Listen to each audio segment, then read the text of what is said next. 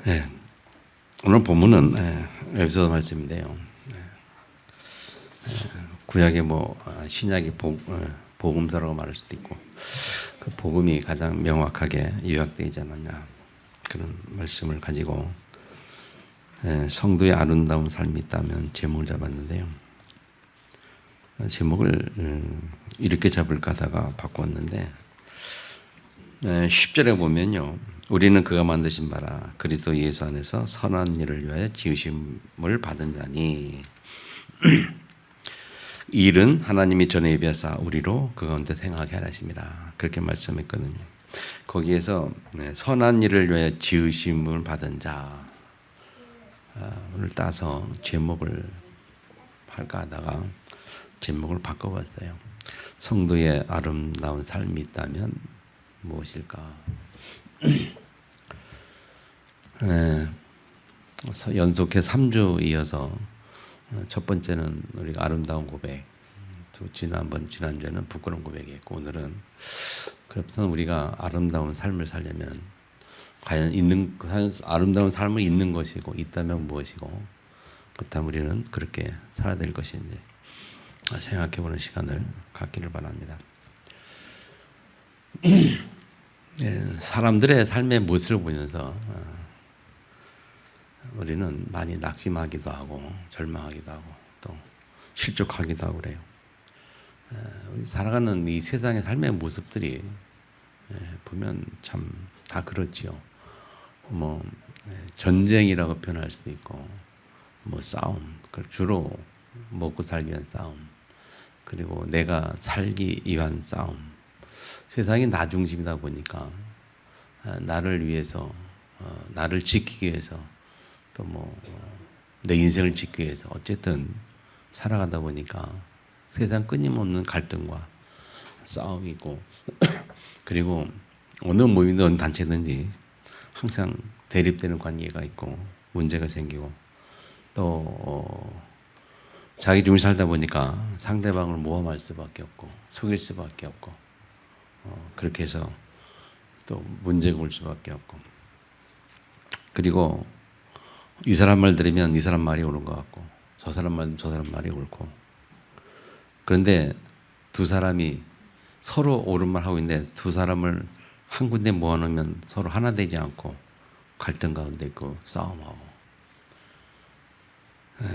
가끔 상담할 때 보면 제가 참 딜레마에 빠진다 그럴까요? 그게 뭐냐면 전에 어떤 우리 부부 싸움을 하는 부부를 보고 있었는데 그 부부 싸움 사이에서 제가 가서 얘기를 들어주다 보니까 남편 얘기 들을 때는 쭉 들어보면서 그렇게 이해하면서 그렇지만 네가 아내를 좀 이해되지 않겠냐. 그래서 아내를 이해하는 의미에서 아내 편에서 얘기할 수밖에 없고 근데 아내 편에서 얘기하는 것은 그 아내 편을 들은 게 아니고 그 남편을 위해서 하는 말이거든요.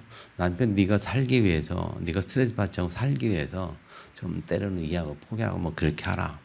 이제 그런 의미에서 얘기를 한단 말이죠. 그러면 그 남편이 자기를 위해 편 안 든다고 속상해하고 또 아내 편에 가가지고 남편에서 남편 입장에 서서 이렇게 남자가 이러이러한 존재들이니까 좀 이해해주고 이렇게 해서 이렇게 하면은 그 아내를 위해서 하는 말인데 그렇게 받아들이지 않고 내가 남편보다 친하니까 자기 친한 남자 말 듣는다고 막 화를 내고 속상하고 시험 들어가지고 그래서 그 사람이 교회를 안 나오기 시작했어요. 제가 자기 편 안 들어주고 나랑 친한 남자 소리 들어주고 편든다고. 그래서 그게 참 딜레마에 빠져. 이거 어떻게 상담을 해야 되는 거야 도대체. 제가 잘못될 수도 있겠습니다만은 저는 어떻게 할 수가 없더라고요. 그래서 뭐가 뭔지 모르겠고 어떻게 해야 될지도 모르겠고 그럴 때가 종종 있어요. 그러다 깨닫게 된 게 뭐냐면 사람은 다 자기 가치관, 자기 중심, 자기 주관이 있잖아요. 거기에서만 생각하고 판단하고 그렇게 다 하지 다른 사람의 입장이나 다른 사람의 조건을 바라볼 생각을 전혀 안 하고 근데 내가 보는 관점, 내가 보는 갖고 있는 주관이 100% 맞다 할 때 100% 맞지는 않거든요. 근데 그렇게 보고 그렇게 살아갈 수밖에 없어요. 또 다른 사람은 또 그렇게 살아봐. 그래서 제가 남들 깨달은 건 그래서 어쩔 수 없구나 이거는 어떻게 화합되는 문제가 아니고 같이 조화되는 문제가 아니고 아니 그냥 길이 다르다라고 볼 수밖에 없다라는 생각이 들고 그래서 대학 때도 그런 생각을 해서 제가 결정한 게 나는 기독교적인 관점에서 예수 믿고 하나님이 세상을 창조하셨고 창조를 믿고 살겠다라고 결단했거든요. 근데 우리 불의자 만나면 진화론 배워가지고 진화론 얘기를 자꾸 한단 말이에요. 아무리 얘기해봐야 이게 조화가 되지 않습니다. 될 수밖에 없고 그러면 결국 하나 선택할 수밖에 없는 거거든요.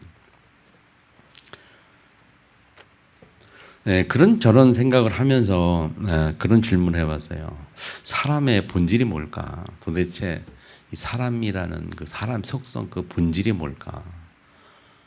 그리고 우리가 진리 얘기하는데 진리가 뭘까?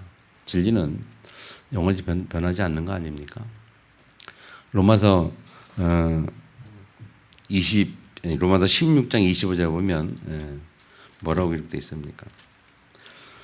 나의 몸과 예수 그리스도를 전파함은 영세전부터 감추었다가 이제 나타신 바 됐으며 영원하신 하나님의 명을 따라 선정을 말미암아 모든 민족이 믿어 순종하시려고 알게 하신 바 신비의 계시를 따진 것이니 이 복음으로 너희를 능히 견고하게 하실 지혜로우신 하나님께 예수를 말미암아 세세 뭉토록 영광이 있을지어다 그랬는데 이 변하지 않는 영원한 진리는 복음밖에 없다.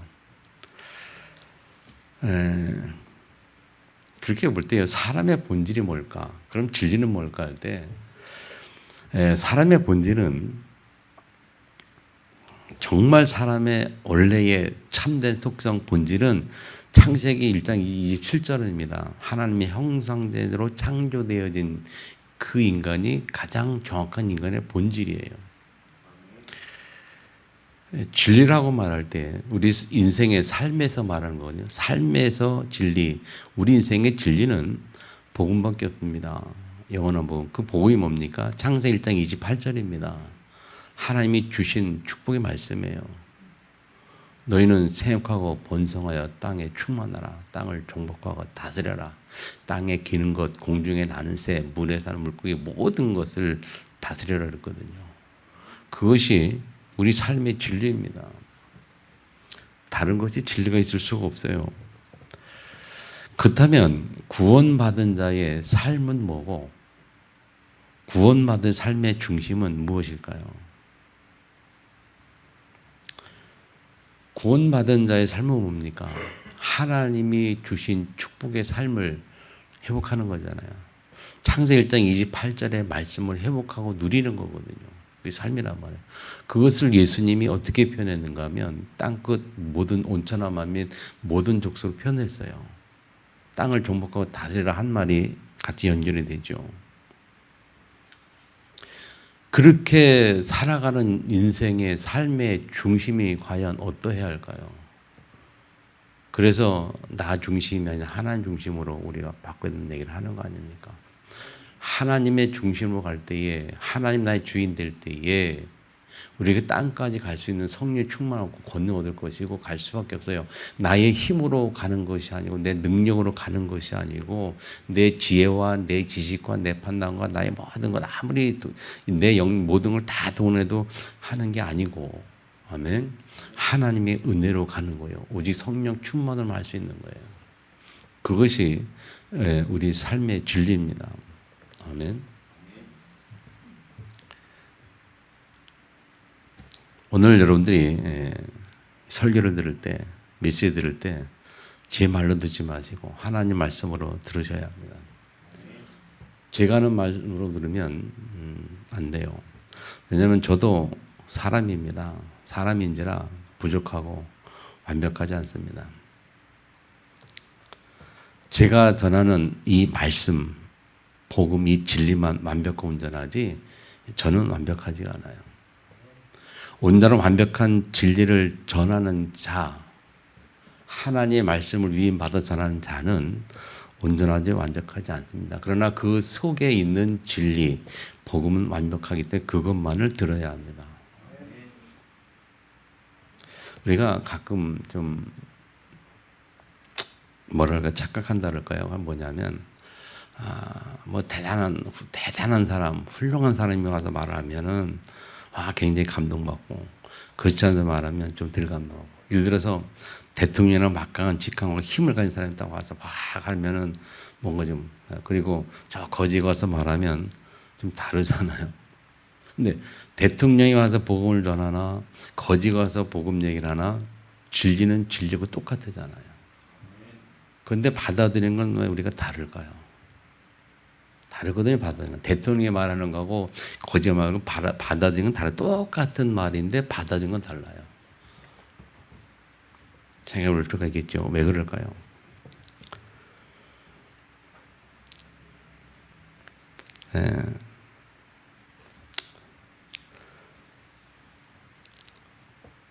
사람은 드러난 죄만 보고 그래서 그 드러난 죄만 죄라고 하지만 예수님은 그렇게 말씀하지 않으셨어요. 예수님은 드러나지 않은 죄도 보시고 그 드러나지 않은 죄도 죄라고 말씀하셨어요. 무슨 말인가? 마태복음 5장 20절 28절에 보면 이런 말씀이에요. 또 간음하지 말라 하였다는 것을 너희가 들었으나 나는 너희에게 이르노니 음욕을 품고 여자를 보는 자마다 이미 마음에 간음하였느니라. 그렇게 말씀하고 있어요. 그럼 스님이 보는 죄하고 사람이 보는 죄가 이렇게 달라요. 사람이 보는 죄는 드러난 죄 보고 그것만 말하지만 예수님은 드러나지 않은 속에 있는 죄까지 보시고 그것도 죄라고 말씀하시고 똑같은 죄로 이게 똑같은 죄로 이렇게 치부를 했죠. 말씀했죠. 자, 예를 들어서 또 사람을 때려서 죽인 사람이나 그리고 굉장히 마음에 저 사람을 내가 죽여야 되겠다라고 마음만 먹고 있는 사람이나 똑같은 살인죄라고 말하는 거예요. 똑같은 죄라고. 예수님 보기엔 똑같은 죄요. 사람이 보기에는 미워하는 마음은 죄가 아니고 그냥 행동을 옮긴 것은 죄라고 얘기하는데 그렇지 않잖아요. 자, 이렇게 볼 때 과연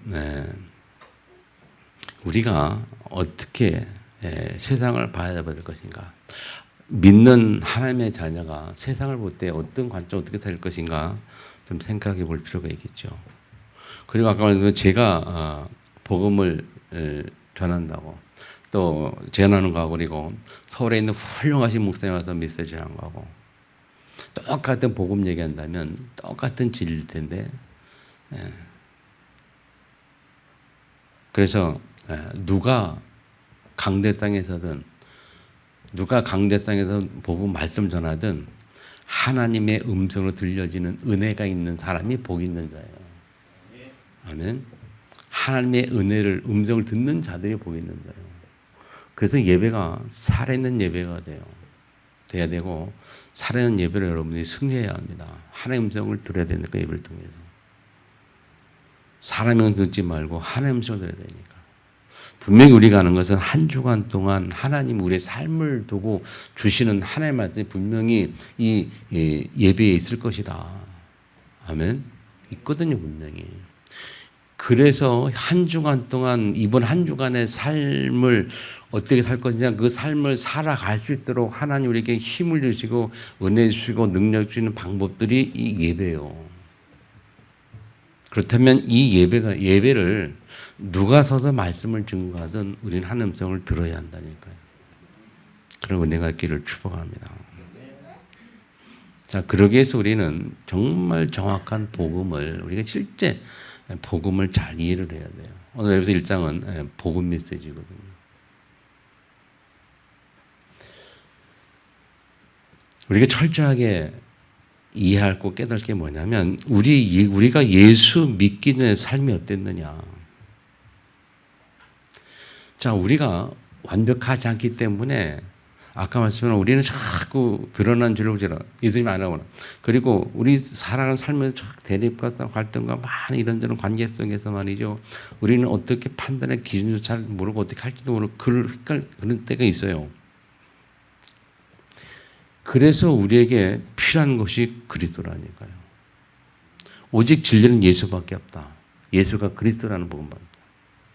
그래서 그 복음 속에서 복음을 확인하고 그 복음을 내 인생에 확정해야 돼요. 확실히 정하고 딱 붙잡아야 흔들리지 않을 수 있다니까요.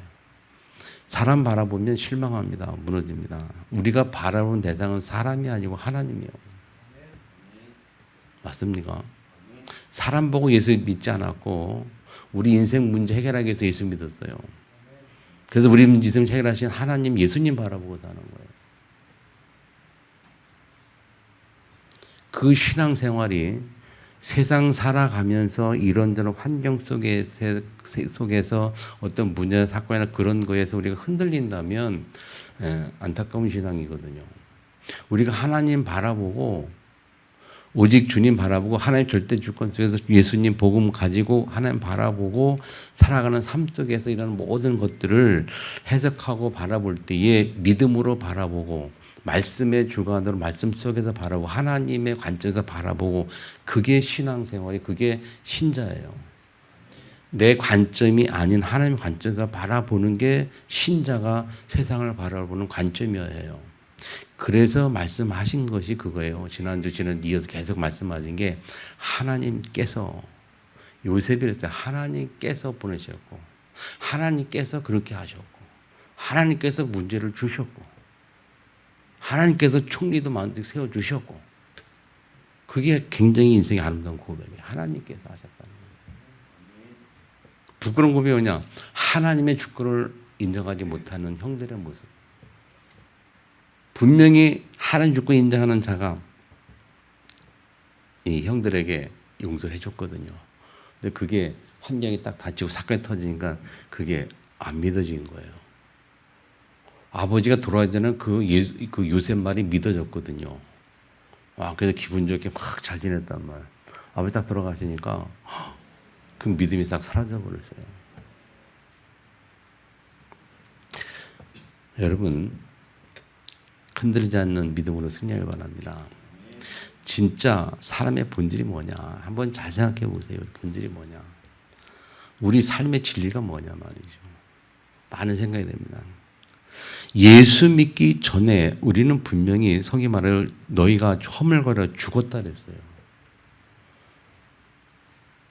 예수 믿기 불상태에서 우리는 죽었는데 그게 어떤 모습입니까? 그때에 그랬어요. 허물과 죄로 죽었어 있었던 그때에 불신자 있을 그때에 2절에 그때에 뭐라고 말했냐? 그 가운데 생하여 무슨 가운데 생하였습니까? 어느 가운데 그라는 것은 뭡니까? 죽었던 죄로 죽었던 상태에서 행동했단 말이요. 그럼 죄로 죽은 상태 행동했다는 말을 그 뒤에 이어서 말하기를 세상 풍조를 따르고 공중과 된 자보자를 따랐으니 그랬어요. 그 가운데 행하여라는 그 상태를 뭐라고 표현하면 세상 풍조를 따르는데 세상 풍조를 우리가 풍수를 따라가잖아요. 세상의 문화를 따라가잖아요. 그런데 그것을 뭐라고 표현하면 그것이 공중권세 잡은 자를 따라 사는 거라고 성경이 분명히 이야기를 합니다. 세상의 문화를 쫓아가는 거요. 그거 공중권세 잡은 자를 따라 사는 거예요. 다시 말하면 사단이 장악하고 있다 그 말이에요. 사단의 영향을 받고 있다 그 말이에요. 어제 잠깐 유튜브 보다 보니까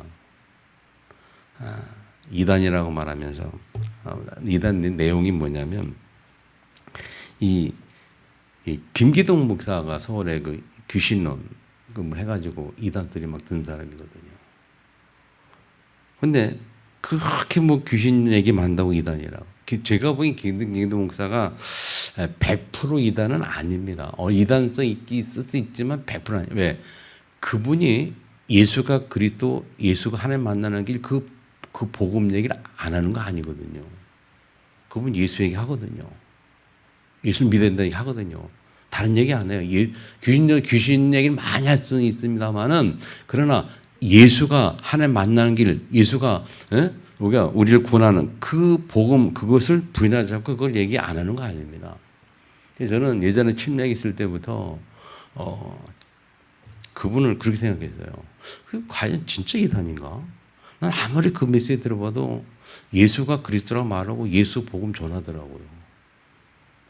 그 예수가 하나님이랑 예수 하나님의 아들이고 아니고 예수님의 신성과 인성을 부인하는 게 이단이지 그거 아니거든요. 다른 것을 말하는 문제가 있을 수 있어요. 문제가 있을지만 이단은 아니란 말이에요. 근데 여기 분명히 성경이 말하잖아요. 공중의 권세 잡은 자를 따라 살았다. 성경이 말해요. 그런데 그 공중의 권세 자가 누구냐면 지금 불순종의 아들들 가운데 역사는 영이라. 불신자들 속의 역사는 영, 그게 공중권세 잡은 자고 그것의 영향을 받을 수밖에 없는 것이 사람의 삶이라니까요. 100% 영향을 받을 수밖에 없는 겁니다. 이거를 무시하는 것은 정확한 성경적인 해석은 아니에요. 사람을 보고 사단이 없다, 귀신이 없다 하면서 사단이 영향 안 받는다. 그거 무시하는 건 성경적이지 않다고 봐요.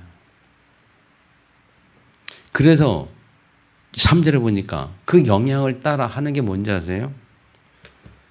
우리도 그 가운데 생활해요. 그 가운데 생활은 공중에 권세 잡은 자를 따르는 그 가운데 사단의 영향 받아 있는 그 상태에서 그 가운데서 육체의 욕심을 따라 지내며 그거에 육체의 욕심을 따라 지내고 육체와 마음에 원하는 것, 영적인 것을 모르니까 육체를 따라 살고 영적인 것을 모르니까 영적인 세계 하나님의 은혜 세계를 모르니까 하나님의 은혜를 따라 사는 게 아니라 내 마음, 육체의 욕심과 마음을 따라 살고 마음에 원하는 걸 하여 본질상 진노의 자녀였더니 예수 믿기 삶의 상태.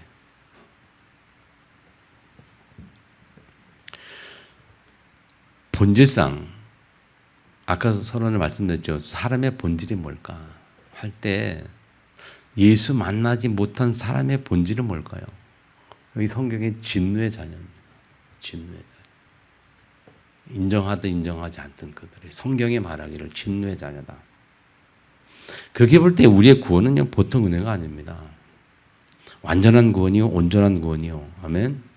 창세기 1장 27절 하나님 형상 회복하는 완전한 구원이요. 이것이 사람의 본질이라니까요. 구원받은 자의 본질.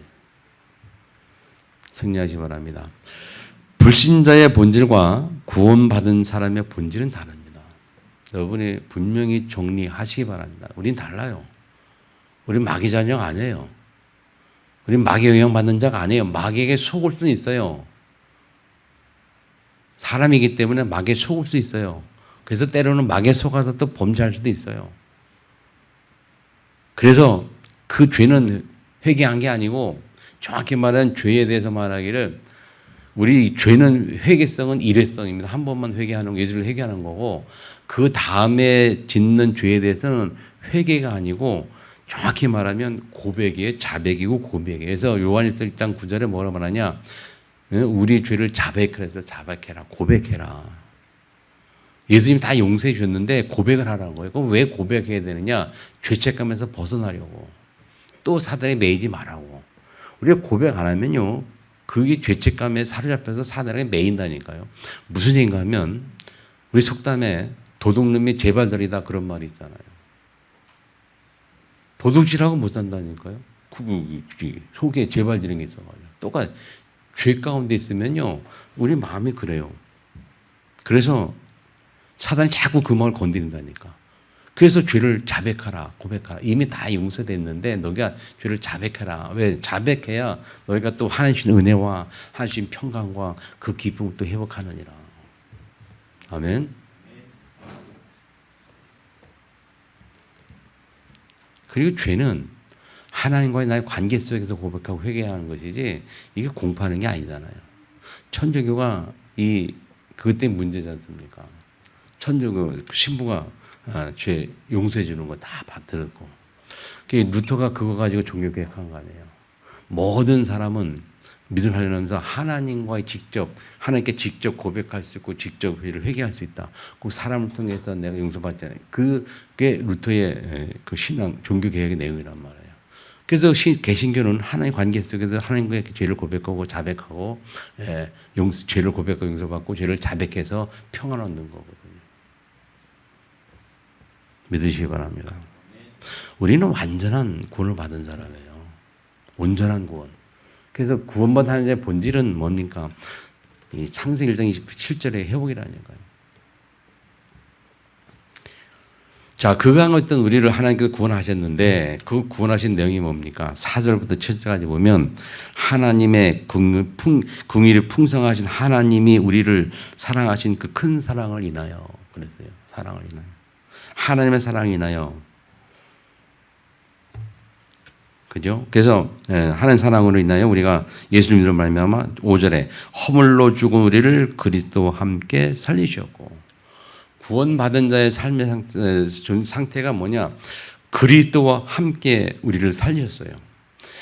그래서 내가 그리스도를 주로 영접하고 내가 내 속에 그리스도가 계시고 그리스도와 함께 살아난 거예요. 그리고 그 그리스도 예수와 함께 또 하늘에 앉히셨다. 6절에 나와 있잖아요. 앉히셨고. 이미 천국 우리 이름이 생명책에 기록된 것처럼 이미 천국이 우리가 확정됐어요. 우리 천국과 이미 확정되어 있다니까요. 그리스도와 함께 이미 하늘에 앉히셨어요. 이 과거형으로 우리에게 말씀하고 있어요. 과거형으로 앉히셨다. 그렇게 한 이유가 뭐냐? 이는 뭡니까? 그 이유는 뭐냐? 7절에 그리스도 예수 안에서 우리와 함께 자비하심으로 은혜의 지극히 풍성함을 오는 여러 세대에 나타내라 하시니라. 예, 이게 신앙생활이에요. 오는 여러 세대에 우리가 살아난 앞으로 미래 세대에 하나님의 은혜가 어떻게 풍성하게 공급되고 또 우리가 은혜 받고 살아가는지를 하나님이 우리에게 주신 축복이거든요. 보이겠다는 거거든요. 그것을 위해서 우리를 부르셨다는 거예요. 그걸 보고 우리가 구원받은 데 축복이라 이렇게 말해요. 증거를 주시겠다. 하나님 함께한 증거. 아멘.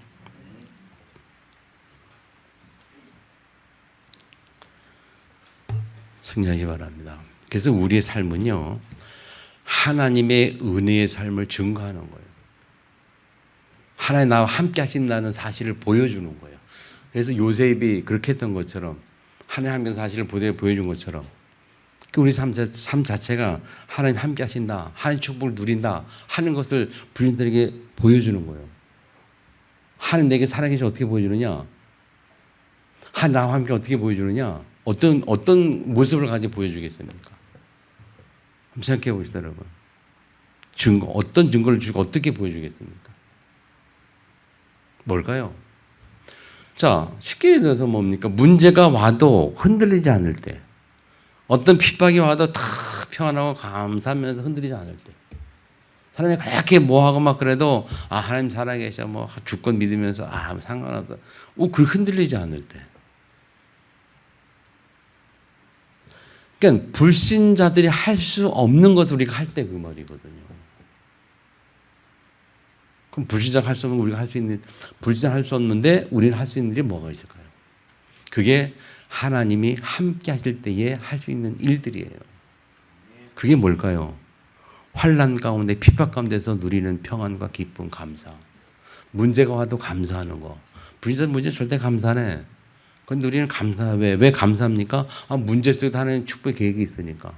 이것도 지나가는 것이 하나님 또 다른 계획이 있을 거니까. 그게 감사하죠. 그러니까 불신자는 이해가 안 되는 거죠. 저 왜 저래, 저 친구. 그게 하나님이 함께 준 거예요. 그래서 그렇게 볼 땐 잘 보세요. 구원받은 하나님의 자녀의 삶은 보통 은혜가 아니에요. 굉장히 은혜가, 이게 은혜예요, 그래. 하나님 함께서 내가 할 수 없는 일을 나에게 주시니까. 은혜 주시고, 평강 주시고, 기쁨 주시고, 밖에 주시니까. 이해할 수 있기를 축복합니다. 저는 이 축복을 누렸어요. 이건 뭔지 알아요. 그래서 저도 사람이니까 딱 문제 가지고 오면 딱 순간적으로 딱 힘듭니다. 근데 많이 힘들다가 아니지. 하나님 앞에 서서 하나님 살아계시지. 뭘까? 지난주에 우리 노회 정경노회장들 뭐 임원들하고 시찰장들 다 모여가지고 뭐 서명회 어쩌고 뭐 그런 얘기가 있었는데 제가 거기서 그 얘기를 했어요. 하나님이 하실 일이지 않겠냐, 이 사건을 통해서. 또 우리가 정말 하나님이라면 하나님의 하실이 뭔지를 지켜보고 조금 지켜보자. 쉽게 결단하지 말고 지켜보자. 하나님이 무슨 일을 하시고자 하는지. 그렇게 고백했어요. 모든 인생의 사건에는 모든 갈등, 모든 일들에는 다 하나님의 계획이 있어요. 맞습니까? 그래서 성경에 뭐라고 말합니까? 참새 한 마리도 허락은 떨어지지 않는다. 자, 들에서 풀도 하나님 길이지 않냐. 함을 구원받은 너희일까 보냐. 구원받은 너희라는 모든 일을 하나님 모르시겠냐 말이지. 기다려보세요. 판단 정리하지 마시고. 하나님이 하시는 일이 뭔지. 아멘. 여러분 문제 닥쳤다. 갈등하지 마시고 하나님 하신 뭔지를 가만히 지켜봐요. 그러면 대부분의 문제 그냥 지나가면 해결됩니다. 대부분. 근데 그걸 못 기다리고 못 견뎌서 그냥 갈패가지고 더 큰 문제를 만들어요. 승리하시기 바랍니다. 하나님 살아계셔서 우리와 함께 하세요. 그래서 로마서 8장 18절 모든 것이 합력과 선입니다. 우리에게 주시는 축복 아닙니까, 여러분? 자, 마지막 세 번째, 우리의 삶의 현장이 어떠냐? 이건 두 번째는 구원받은 우리의 삶을 말하고 세 번째는 삶의 현장입니다, 여러분. 우리 실제 삶의 현장은 어떻게 살아야 되느냐 그 말이에요. 은혜를 인하여 믿음으로 말미암아 구원을 받았으니 그랬어요. 우리가 구원받은 게 하나님의 은혜를 인하여 믿음으로 말 구원받았으니 그 말을 왜 합니까? 그 뒤에 뭐라 해요? 그 말 하는 이유는 이는 왜냐하면 누구든지 자랑하지 못하게 하려 함이라. 이 의미를 잘 생각해 보세요. 우리가 뭘 자랑하겠습니까? 우리 행위를 구원받았다면 우리가 무엇을 자랑할까요? 내가 선하게 사는 거, 죄 안 짓는 거, 그걸 자랑하고 살까요? 뭘 자랑하고 살까요, 우리가? 행위를 구원받았다면. 믿음으로 구원받았잖아요. 은혜를 인하여. 아멘? 행위를 구원받았다면 자랑할 게 있죠. 나 이렇게 했기 때문에. 교회 건축도 마찬가지예요. 여러분 진짜 교회 건축할 때 내가 뭐 10억 헌금했어. 야, 내가 10억 헌금했어. 딱 그거 자랑하면요. 어떻게 됩니까? 10억 헌금 하나의 은혜로 하나님이 주셔서 그냥 내가 다보다 더 많이 내게 건축 주셔서 내가 은혜로 이거 헌금한 거지. 그게 맞는 거잖아요. 행위로 장하면 내 10억 헌금했어. 그 행위장 어떻게 됩니까? 그렇게 헌금하지 못한 사람은 어떻게 생각했어요? 너 얼마 있는 헌금했는데 뭐 100만 원밖에 안 했냐? 나 10억 했어. 어떻게 됩니까, 여러분? 우리 삶의 현장에서 은혜를 믿음 알며 구원을 받았으니 자랑하지 못하려 함이라. 구원은 하나님의 선물입니다. 선물로 받은 거예요, 우리가. 행연한 것이 아니란 말이에요. 그래서 우리는 자랑할 수가 없어요. 필요도 없고. 이런 의미에서 우리 삶의 현장을 잘 생각해 보세요. 어떻게 우리가 살아야 하는지 현장에서. 어떻게 우리 삶에서 판단하고 생각하고 해야 되는지 잘 생각해 보라니까요. 구원받은 자의 삶의 모습은 이게 참 그냥 축복 그 자체예요. 그래서 우리의 삶의 은혜의 현장이라, 온전한 은혜 현장이라. 그래서 요셉이 고백하기를 하나님께서라는 고백을 그래서 하는 거예요. 형들 다 너네들 반 거 아니야. 하나님 한 거야. 너희들은 나를 악으로 갚으려고 막 선을 이렇게 했지만은 하나님 그걸 하나님 선으로 바꾸사. 지난주 말씀 하나님 선으로 바꾸사 그랬어요. 아멘. 정말 복이 뭔지, 정말 우리 은혜가 뭔지 하나님께서 정말 기도할 수 있기를 축복합니다. 이 은혜의 온전한 은혜의 현장이 뭐냐? 이게 창세기 1장 28절.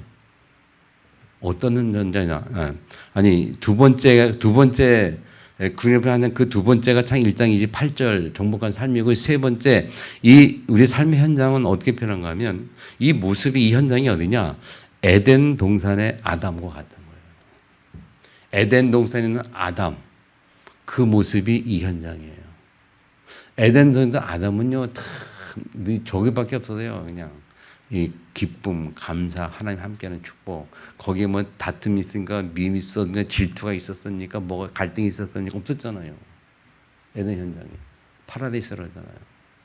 구원받은 자의 삶의 현장은 사실은 그거예요. 그래서 여러분 어떤 직업이 어디든지 에덴 동산의 현장이라고 생각하고 그렇게 믿으셔야 됩니다. 그렇게 누리는 방법이 하나님 주권을 인정하는 거고, 그렇게 할 때 거기서 일어나는 갈등, 사건 모든 것들이 하나님이 하셨다라고 고백한 사람이 그 축복을 누리는 거예요. 요셉이 그 고백했을 때에 형들 만났을 때에도 악한 감정과 같은 그런 갈등 세세받지 않고 은혜롭게 평화롭게, 형들 걱정하지 마세요. 두려워하지 마세요. 내가 어떻게 하나님 대신 당신들 판단하겠습니까? 그렇게 했을 거 아니에요. 그 본인이 사는 거예요. 요새 본인이 사는 거예요, 본인이. 그 형들 먼저 형들 앞에서 이제 저거 어떻게 합니까? 내가 힘이 있으니까 한번 저거 욕 좀 베게 보여야지 하면서 감옥에 가두고 두들 패고 뭐 그러면 속전할까요? 그 동산이 속전할 수 있겠죠. 그리고 나면 또 후회하잖아요, 우리가. 인생이 그렇지 않아요? 또 후회하는 거예요. 우리 현장에 하나님의 은혜로 탁 요셉처럼 늘 악을 나했지만 그런 하나님을 선으로 갚으셔서 이렇게 해주시고, 그 우리 불신자들에게 관계에서도 말이죠. 그 나에게 악을 행해도 탁 우리는 고백하기를 탁, 너네들 그렇게 하지만 하나님은 그렇게 안 하실 거야. 너네들 나를 죽이려면 하나님 그렇게 안 하실 거야. 그렇게 그런 고백을 보여주는, 그게 우리 현장이라, 에덴의 현장. 아멘. 승리하기를 바랍니다. 결론 보세요, 여러분. 결론. 자, 10절에 보면 우리는 그가 만드신 바라. 우리가 누가 만들어요? 하나님 만드신 바라. 그 말은요, 창세기 1장 28절이죠. 그리고 신약성의 고린도 후서 5장 17절. 그런 정도든지 그리스도 안에서는 새로운 피조물이라. 아멘. 누구든지 그리스도 안에 있으면 새로운 피조물이라 했어요. 누구든지 예외 없이. 목사든 거지든 대통령이든 뭐든 다 예외 없이 그리스도 새로운 피조물이라. 이 의미를 잘 기억하세요. 새로운 피조물이라. 그러면서 그 새로운 피조물 어떻게 되냐? 그게 뒤에 보면 그리스도 예수 안에서 나왔어요. 그리스도 예수 안에서, 그러면 그리스도 예수로 말미암아 우리가 새로운 피조물 됐어요. 그래서 그 안에서 구원받았고, 그래서 그 무엇 때문에 그렇게 됐느냐? 선한 일을 위하여 지으심을 받은 자니. 하나님의 선한 일을 위하여 우리를 그렇게 새로운 피조물로 부르셨단 말이에요. 그러면 그 선한 일이 뭐냐 할 때에, 이 일은 하나님이 전에 예비하사 그 가운데 생활이 하십니다. 이 선한 일은 하나님이 전에 예비했다는 거예요. 이 선한 일을 그냥 자세히 보니까요, 착한 행실로 생각할 수 있습니다만은, 자세히 보고 주석도 보고 원어도 보고 막 봤는데 어떻게 해석할 수밖에 없느냐? 선한 일은 착한 행실이 아니에요. 죄를 짓는 그런 거룩한 삶이 아니에요. 선한 행실은. 이 선한 일이 뭐냐면요, 전에 예비하신 하나님 선한 일이 뭐냐? 그게 뭘까요? 예수님 말씀하신 거예요. 하나님이 우리를 창조하시고, 하나님 형상 창조하시고 우리에게 주신 선한 일이 뭘까요? 땅을 정복하고 다스리는 거예요. 선한 일이. 하나님이 예비하신 게, 전에 예비한 일이 창세기 28장 에덴 동산의 축복이고, 그게 예비하신 거예요. 다시 놓쳤지만 예수님이 다시 말씀하시기를, 땅까지 가서 온 민족의 복순자라, 모든 민족으로 가라, 온천하면 가라. 그게 하나님의 예비하신 일이에요. 그래서 구원받은 자는 전도와 선교를 빼놓을 수가 없어요. 그래서 전도를 놓치면 구원받은 자의 생명력이 없어요. 힘이 없어요. 이 선교를 놓치면 진짜 복은 놓친다니까요. 진짜 복은 못 받아요. 선교를 딱 언약 잡은 사람이 진짜 복을 받아요. 경제복도 그냥 복이 아니라 큰 복을 받습니다. 경제복. 역사가 증명하고 있어요. 자, 마지막 정리합니다, 여러분. 하나님이 복음을 우리에게 주신 이유가 딱 두 가지예요. 첫 번째는 오늘 본문을 통해서 보면, 첫 번째 뭐냐? 고린도후서 5장 10절 말씀처럼 새로운 피조물. 이런 것은 다 지나갔어. 새 것이 됐어. 과거가 문제가 아니요. 과거를 들춰내는 것 자체가 잘못이에요. 하나님 과거를 잊었어요. 동의서에서 뭐처럼 과거의 모든 죄와 허물을 다 도말하셨다. 내가 잊었다. 그런데 사람이 자꾸 과거에 내 과거를 들춰내요. 내가 내 자신의 과거를 들춰내는 것이 상처고 그게 복을 못 누리는 것이 되고 남의 과거도 들춰낼 이유가 없잖아요. 하나님 다 과거 묻었다는데 왜 사람이 왜 들춰냅니까? 맞습니까? 다 잊었어요. 새로운 피조물이요. 새 것이 되었어요. 그 새 것을 보고 그걸 앞으로 미래를 향해 나아가는 것이 구원받은 자의 삶의 모습이니까 땅끝 온전한 말 기다리고 있어요. 우리가 그걸 회복하는 것이고, 두 번째, 성도는 선한 일을 위해 지음받은 자예요. 첫 번째는 우리가 새로운 피조물 되는 확신, 그리고 두 번째는 선한 일에 지음받은 자다. 한 주간 동안 이 말씀을 좀 이리저리 좀 생각하시고 묵상하시면서 여러분에게 굉장한 은혜와 하나님의 축복이 넘치기를 주님으로 축원합니다. 주신 말씀 듣고 하나님 앞에 통성기도 하겠습니다.